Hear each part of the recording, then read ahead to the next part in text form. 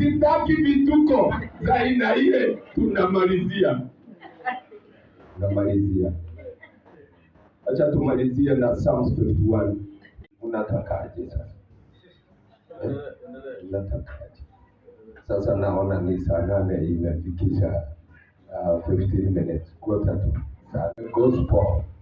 Kama hii nyumba ya Stefano. Na Bwana atusaidie tulewe kabisa.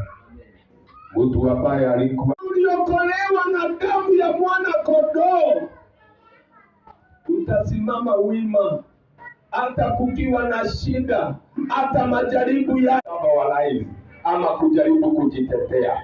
Kama Barnabas na Paul walikuwa tayari kuhatarisha maisha yao, nasi fanya wewe ni ndovu kama zile ndovu zingine. Wacha kukaa kwa muikalele, unakaa kama wewe ni panya ama ni kitu kingine. Ya nyumba yake Mungu hukuja.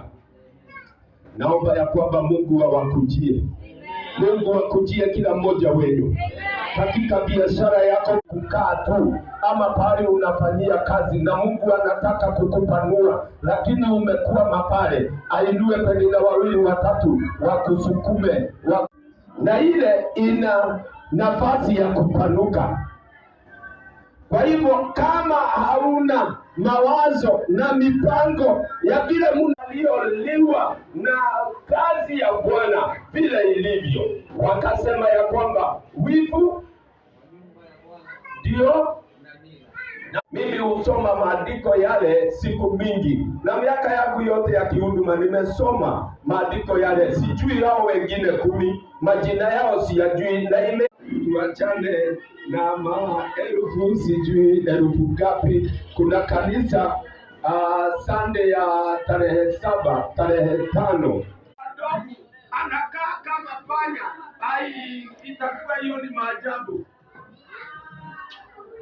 Itakuwa ni maajabu. Na watu akasema mimi sasa nimepata kanisa nyumbani.